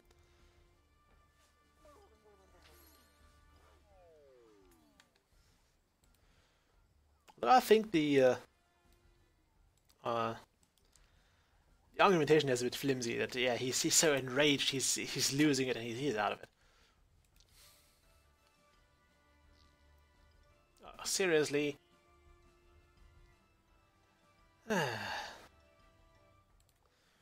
Oh well, at least we have extra grit, so we might be able to... Ouch! Kwame is like a glass cannon right now. He's really, really, really weak in terms of defense. So that could use some help. At least this guy's a horrible shot.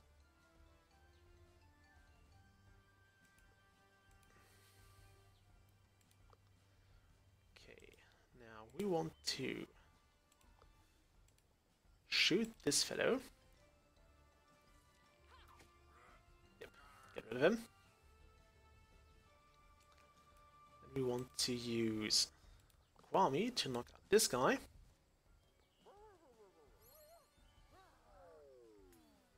Which will put us still not at aggressive.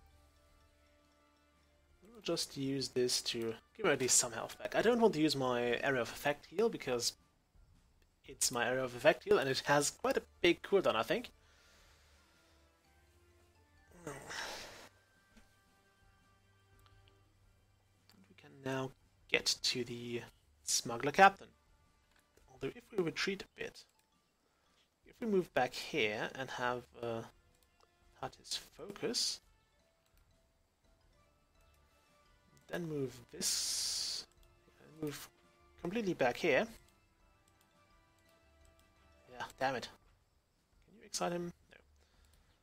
Fine, we'll use that now. I didn't want to, but I kinda have to. This is also melee. Let's not use 2 healing abilities at once. We don't want both of those on cooldown. Oh, that's gonna hurt. Ouch. It did hurt. Okay, now.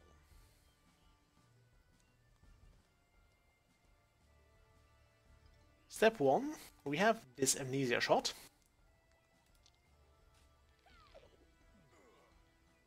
Which was propelled rather weird. And then we have the regular shot, which will, yeah, it will deal tremendous damage. Now that his defenses are lowered and our attack is boosted quite heavily. Oh, we probably want to get you out of there though.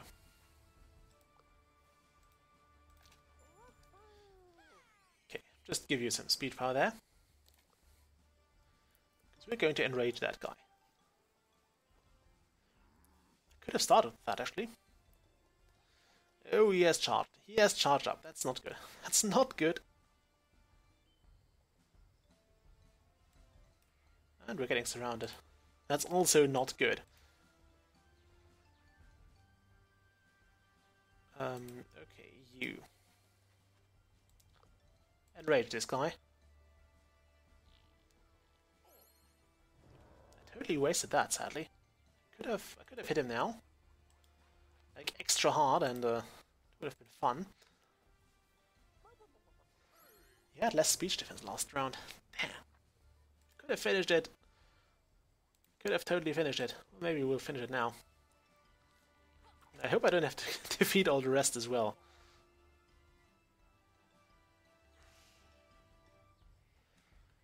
Okay, now this counts as aggressive. Good.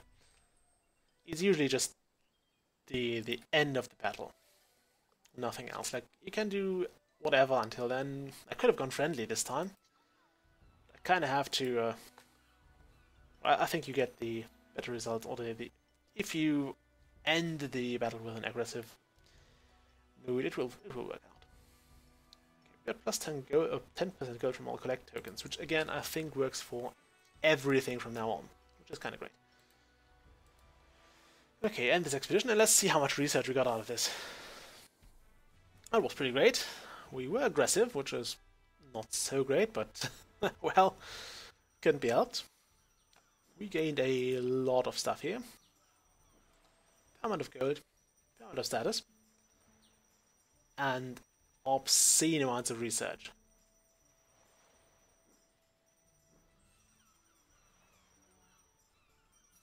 Look at that. Nice. Very nice. Okay, now we're the mad scientists, and you can see we are making our way up to the top explorers here. For some reason, those never seem to actually gain any score. Okay, we can now unlock another place. We can get another entrance hall or an equipment shop in New Orleans. Both of those are definitely worth it. We unlock one city per expedition. We have 2 entrance halls already, so we'll go with New Orleans because they have more stuff here.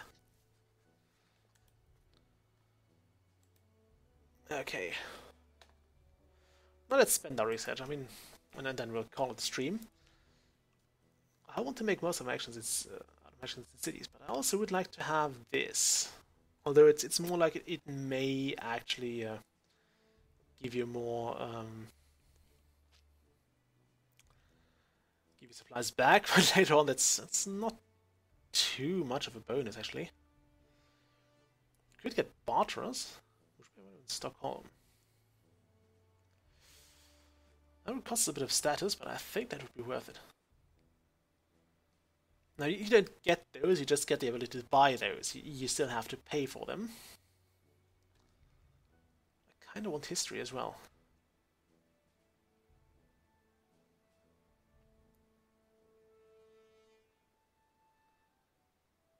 Yeah, we'll actually get that.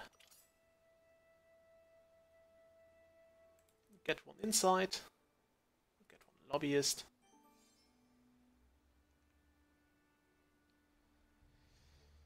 Okay, I should have actually picked that. Oh well. Now, to Berlin, I say. Actually, no. We did that last time. We want to start with the entrance. Also, we do get one more entrance shop anyway. The San Francisco. It's not quite Constantinople, but you have to take what you can get.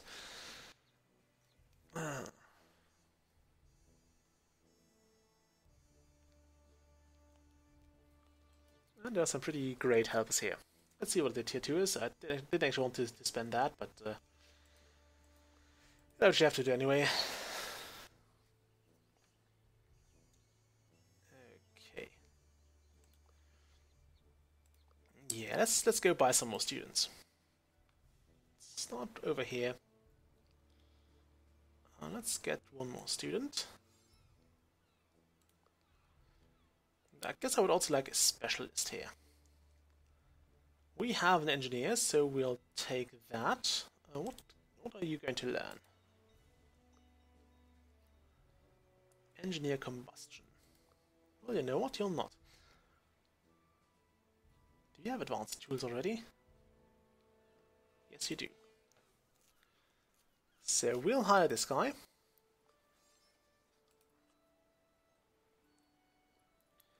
And he will teach Hattis. Yeah, he will teach her combustion. Which will have the advantage of you can also not undo this. So once this guy's hired, he's hired, and you can't have the other ones. So do pick with care.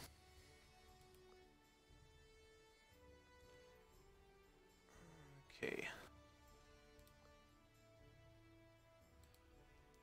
What can we get in Madrid? I wonder. Can't get more students. Alright, we've been to Madrid already. Stockholm. Thought it was there that we got all the students. Okay, we're out of those. We're also out of those here. So let's upgrade this place here. We can't afford another helper, sadly. But we can at least check what will be the next ones here. Yeah, quite nice. Quite nice. I'll probably try to give somebody the survivalist perk as well. But that's neither here nor there right now. Let's just check how much would we need for the next research thing. Next would cost 100 research. We should actually be able to make that with one more lecture in Berlin. If we use Emilia for that. Yeah. You see the predicted outcome was like 20 to 45 research. Okay. Yeah, we'll take that. One extra token, so now we gain obscene amounts of that stuff. Let's see here, we gain 6 research tokens. I can't speak now. We gain 3 or 4 campaign tokens. Or up to whopping 4 collect tokens. Now we have actually plenty of money, so what I'm more interested in would be... I mean, all that research. That's 6 tokens, and we could get another 100, so we would be able to 120. It's probably not going to get us another, right? No. This would only in the most extreme case would give us another research point, so we might as well do some campaigning with Kwame.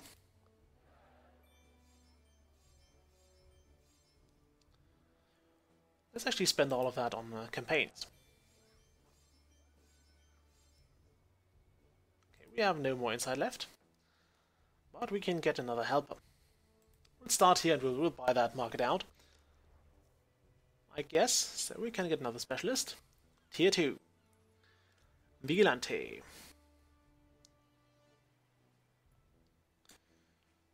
Or Champion Vasilisa, but I don't think... Actually, we could upgrade that. But having a survivalist is also a really great thing to have. So we'll actually give...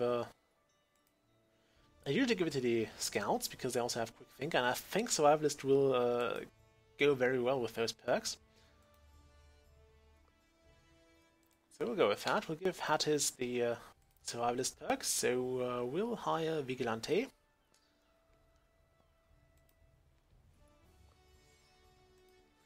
Spanish folk hero Vigilante, known for catching banditos at dawn. Okay, Hattis will learn... she's the scout, so she'll learn spotting. Whoa! That went over nice. And now we can afford some more helpers, we'll do that. We'll get another student. Or a journalist. Well, actually, let's get a journalist. And... a merchant. There we go. Now, what did you unlock here? Downtown shops. We've got some trinkets here. A battery, which would give us a perk we already have, I think. No, we don't, but we can learn it.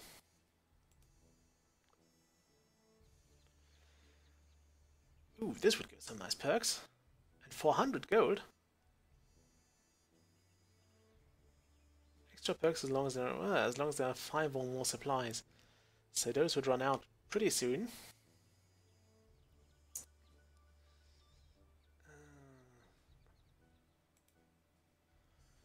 Could also get some offense and defense stuff here. The Book of Sadness.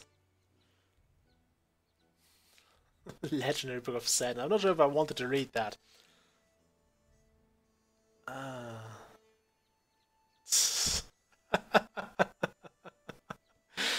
Well played, game. Well played.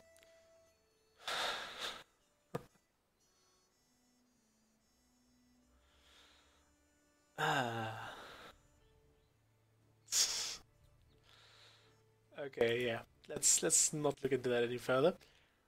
I need to buy some stuff. Okay, back on that. So let's go to the Red Square Market quickly.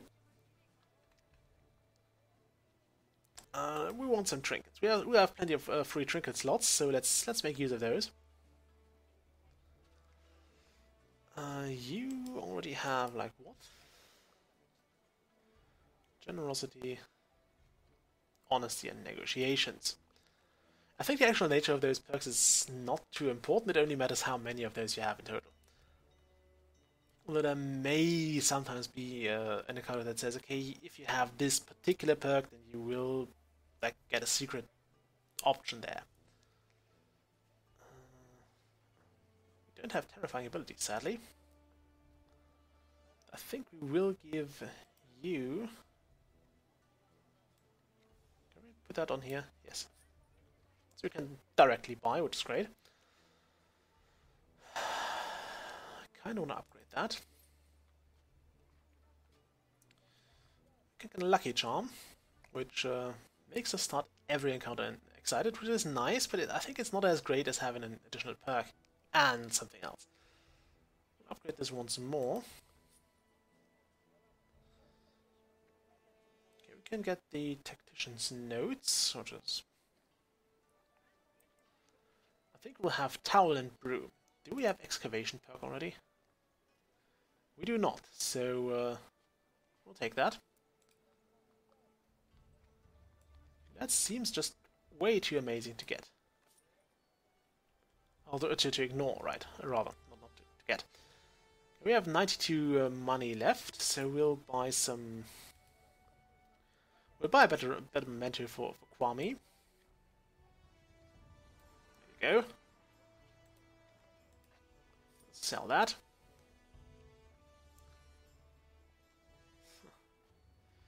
I don't think we'll ever be able to afford those, although since we are essentially making more profit, more money, more research every expedition, because first if they get dangerous or they get more dangerous and you get better, you can do longer expeditioning, you just gain more stuff from your entourage, and also you're more likely to succeed at those adventure wheel challenges because you just get better.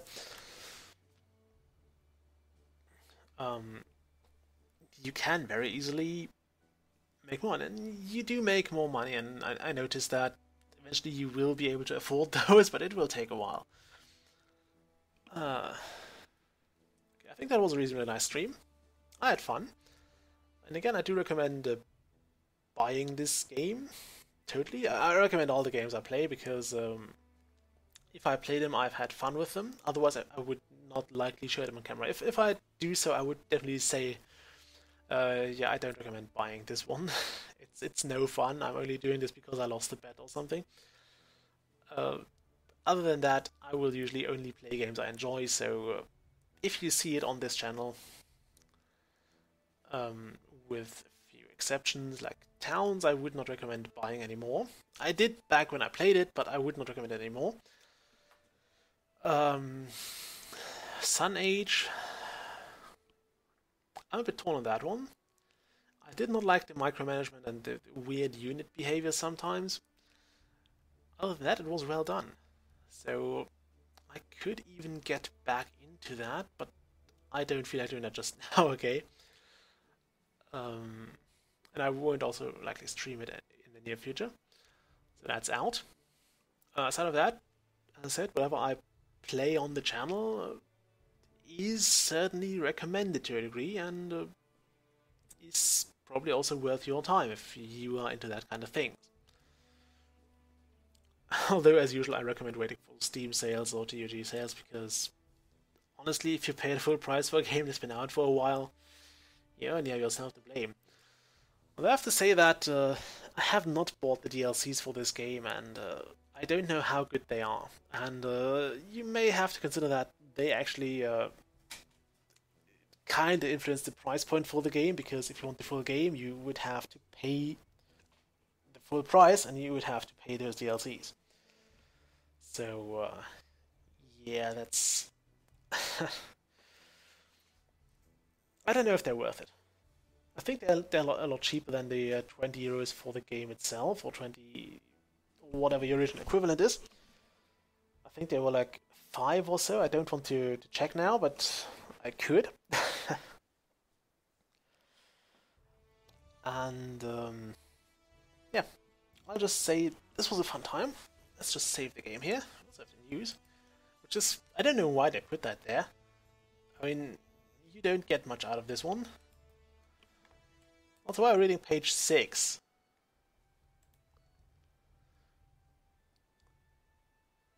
Your entourage here. You can't really just drop them, so you can't just hire one, get the perk, and then drop them. That's the treasure collection here. That's all the stuff we have. I think, yeah, those are essentially, yeah, each treasure grants unique special effects. So those persist, we gain insight, we gain stuff. It's great. Okay.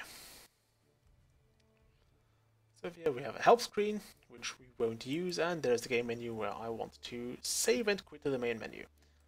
There we go.